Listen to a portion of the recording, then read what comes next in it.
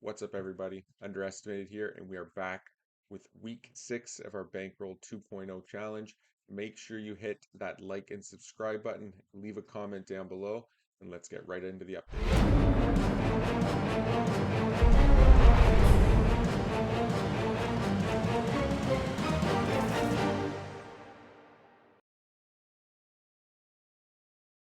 So, hand one, we have 6-7 suited on the button. We open um, to two big blinds. That's actually a mistake. It should be 2.5. Just a little misclick there. We do get 3-bet from the small blind. Big blind folds. We, of course, call. Not much to talk about there. Pretty standard. His barrel on the flop is obviously pretty big. It screams that he has some sort of an ace or strong hand, like ace five, ace king, ace queen, lots of aces, ace eight, pocket eights, pocket fives, stuff like that. Uh, you'd see the random draw in there, but we block the majority of any kind of draw he would have. But pretty standard for us. We got an open-ended straight door, backdoor flush draw. Obviously, we could go runner, 6-6 or 7-7, yada yada. Pretty standard there. King of Hearts doesn't change much for him. It's a very good card for us, though. Increases our outs by 9. Um, so absolutely great there. He bets out again, 50%. Relatively standard bet. I think most of the time you're going to see like 66% to pot to overbet. But yeah, that's pretty standard. It does make me think his hand's a little bit weaker though. Probably not ace king, probably not ace five, probably not pocket fives, probably not pocket eights. It could be like ace queen, ace 10, ace jack, something like that a lot of the time. It's also possible he's barreling like pocket queens or tens or jacks or something that should have checked flop, but he didn't. But we do call, of course. Turn comes the four, absolute best card in the deck for us, obviously, because it's very hidden. People tend to overlook straights a lot more than they see flushes. So when you see the four brick off there, he's literally only worried about like 6-7 hearts. Um, a lot of the time, maybe 6-7 offsuit continues all the way through, but he's pretty much worried about 6-7, and that's about it. Maybe pocket fives and pocket eights as well. He does check, and we barrel about 35%, no, 66%. Um, on the river, he does call, turns over King 10 offsuit, and we take it down. So, okay, hand number two, Ace Queen off in the cutoff. Again, played at 1-2. Folds around to us. We open for 2.3 blinds, so $4.60.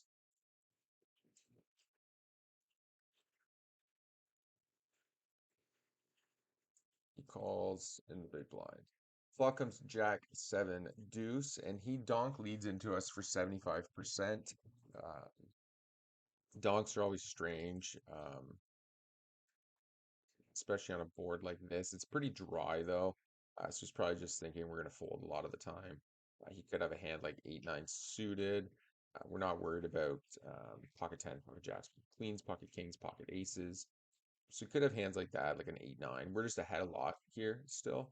Uh, he doesn't want to be donking out with like pocket twos, pocket sevens, pretty much ever, because this is a board we're going to be c betting 99% of the time. So he's going to want to check more often than not, and look for the check raise on the flop with like deuces and sevens a lot of the time, or just to check call because the board is pretty dry. Okay, queen on the turn. Obviously, a great card for us. And he continues to barrel for 50%. Obviously, it's a really good card for us. We don't expect him to have queen jack pretty much ever. We don't expect him to have sevens and deuces, given what we talked about on the flop. But he could have a hat. He certainly could have a hand like queen 10 or queen king. And we, of course, make the call. Queen on the river. Very good card for us, of course. We buy out 50% pot. Obviously, we're calling here. We need to decide if we want to bet or just call. So running through his hand range, obviously he can still have queen 10. He can still have king queen, and it's marginally possible he has six sevens deuces, but we've pretty much eliminated that already, and we don't want to be putting hands back into his range. Um, it's possible that he slows played something, I guess, like kings or queens, but realistically,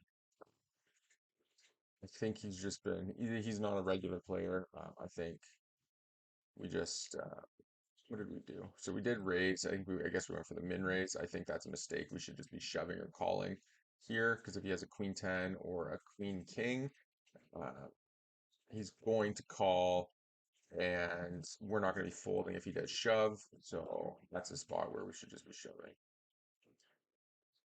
He actually does shove for us. We call, and he shows king jack. So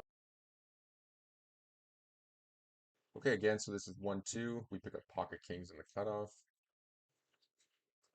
We get an open. I guess we just elect to just call here with the pocket kings. Not a big fan of that.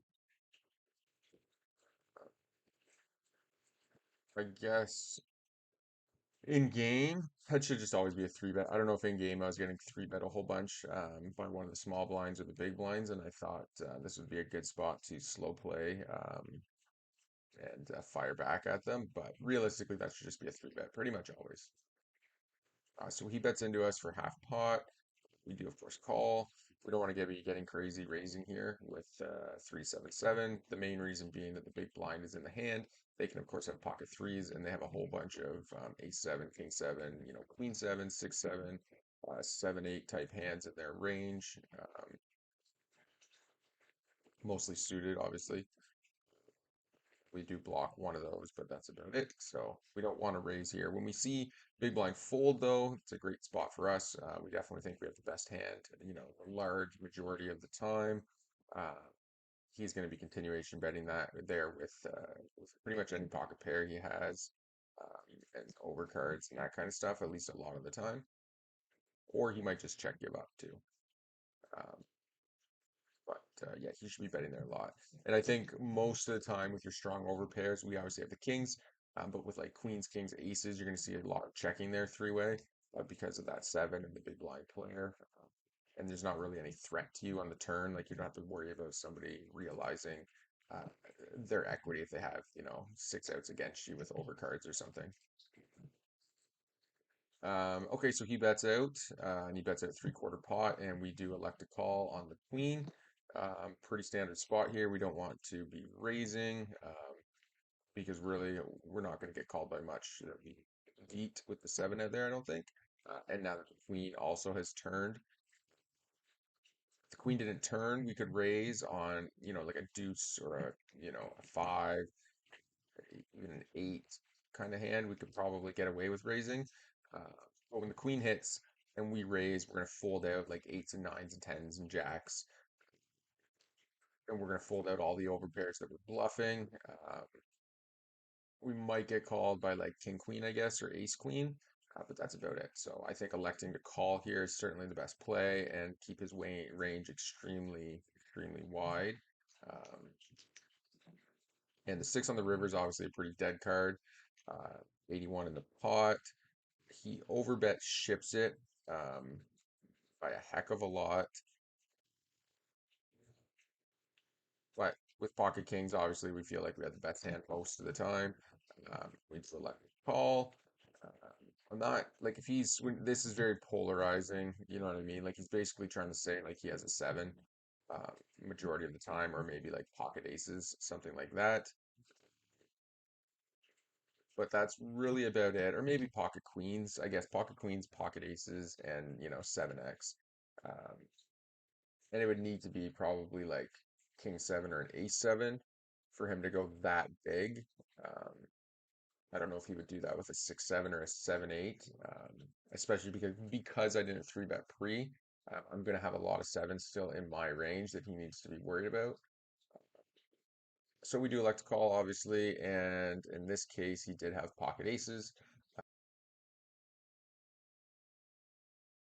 Okay, so pick up pocket threes in the small blind. Under the gun opens. A lot of the time, we're playing three bet or fold in the small blind, but We don't have to worry about the big blind three betting you. I don't mind calling some hands in the small blind against early position raises, especially when you're up against a couple weaker players.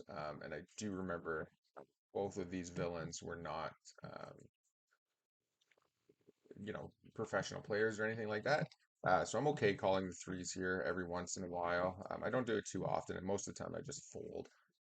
But just giving that a lot of the time the big blind's going to call, I don't mind calling here with the threes, and essentially we're just set mining for the nuts, of course.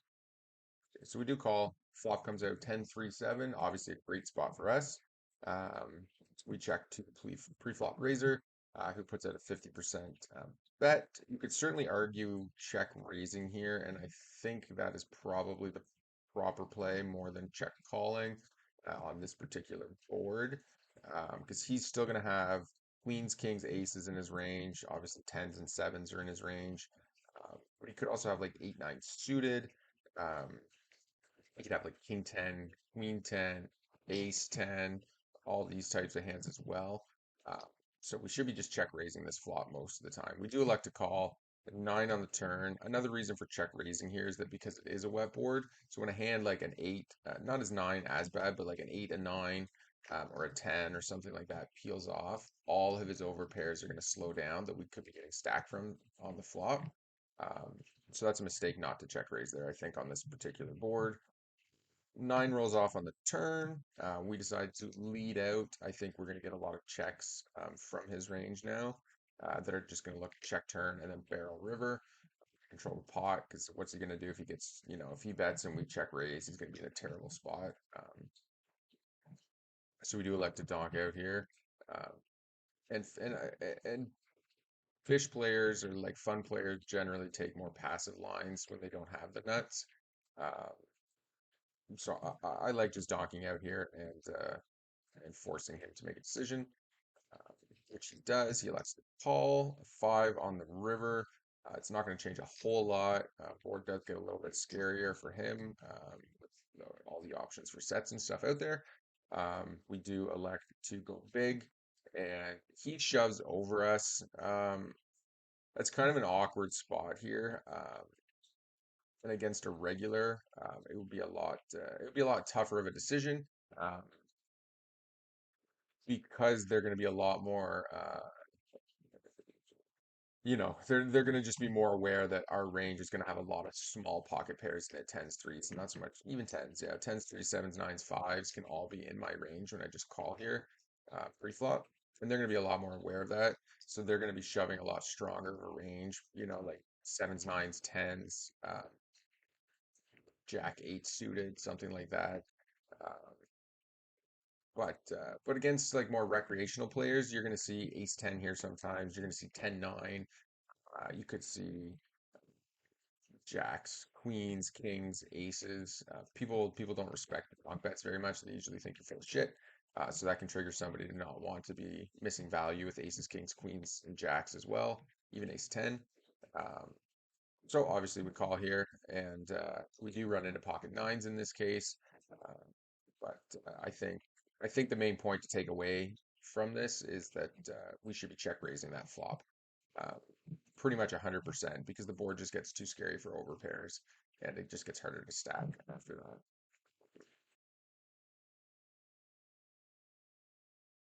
In middle position, or sorry, in the hijack, middle position, whatever you want to call it.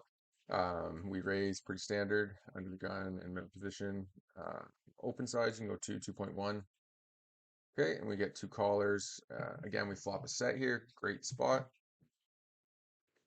He donk leads into us. He also makes the call, and we elect to just call here in position. I think that's okay, um, given the donk bet here and the stack size of villain. I think um, I think it presents an opportunity on the turn. Obviously, a spade is a bad card for everybody. We're not overly worried about it. There's plenty of other hands that are going to be in their ranges. King X's, pocket fours all the way up, pocket deuces. And then, of course, yes, like hands like 4-5 and ace 5 and ace 4, though the ace 4 ace 5 should be three betting a lot. But any suited ace, lots of spades out there. So I think it's okay. I think the call in this case is okay, versus the previous board. And also, given that villain 23 here is short stacked and he's donk led into us, I think a lot of turns he's just going to ship, um, which could trigger villain to commit more chips on the turn and allow us to shove over him and collect a pretty big pot, whether it goes call or fold or whatever happens. Okay, so Queen of Hearts on the turn. The player bets very small here, which is just a mistake. He's probably just trying to begging or hoping that he just can take it down here. And this player calls. We, of course, elect to raise at this point. A little bit small. We could have gone bigger here for sure. There's nothing to do but raise at this point. We've got two other players in the pot. There's two flush draws out there, bunch of overcards, so there's lots of hands. He does stick it in, and as the villain 24 shoves over the top, we of course expect to have the best hand here, tons of equity. Deuce rolls out on the river, giving us a boat. Jack King, and unfortunately pocket deuces. So we got one outed on the river for quads.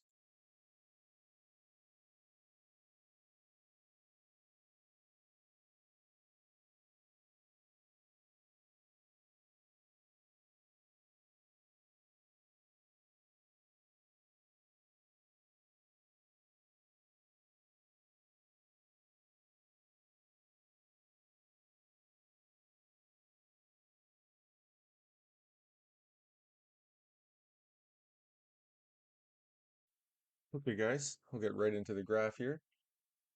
As you can see, we played 15,000 hands this week, and that ranged from NL50 to a few NL200 tables.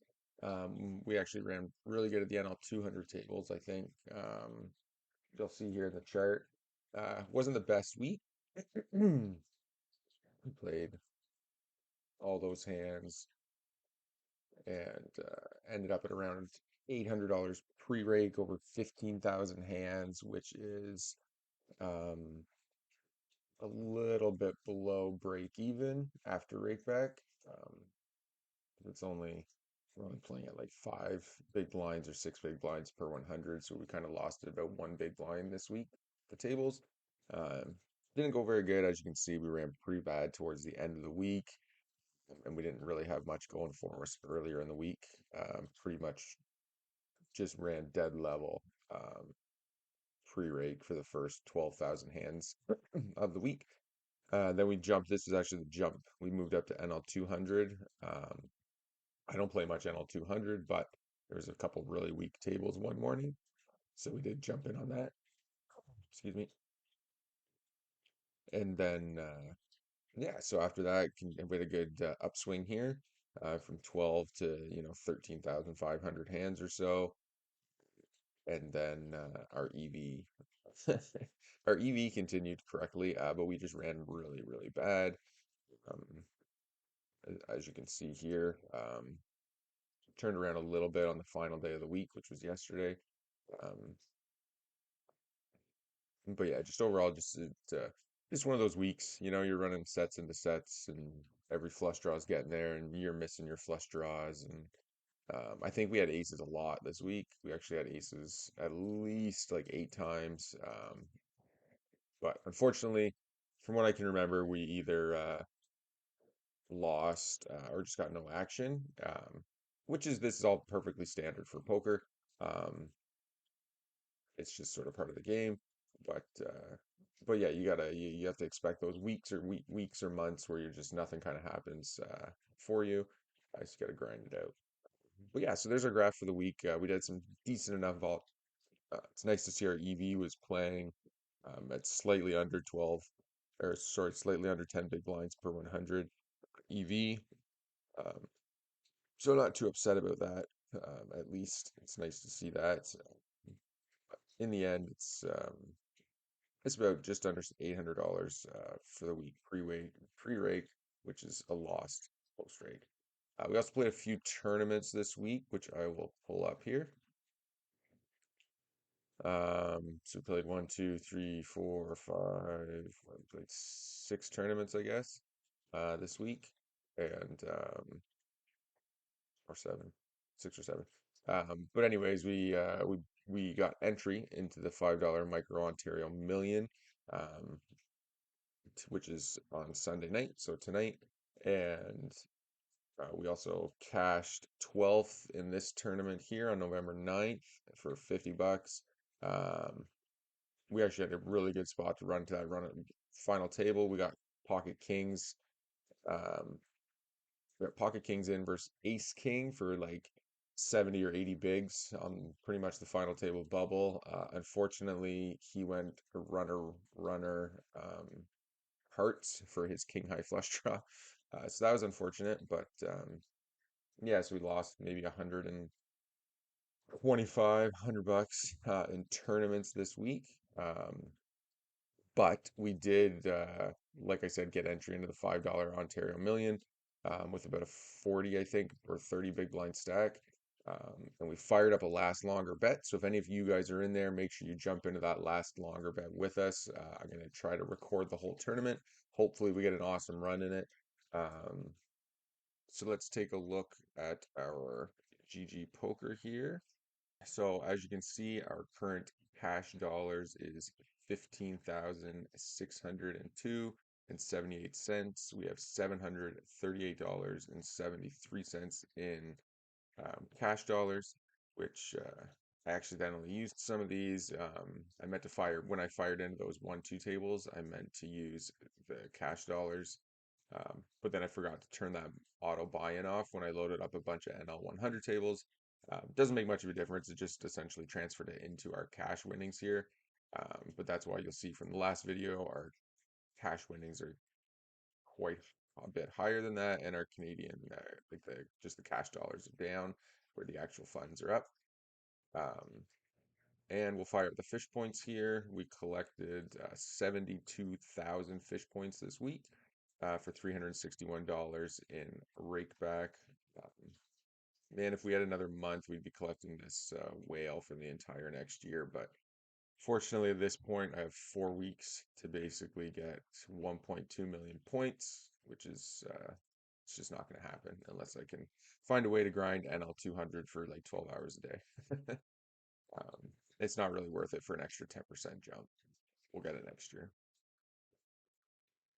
Okay, so yeah, it turned out pretty good. And as you'll see over here, if we pull up the prop bet, there's $65 in the last longer bet so far. Winner takes all. We uh, we started it. It's a $5 buy-in, which is the same as the tournament.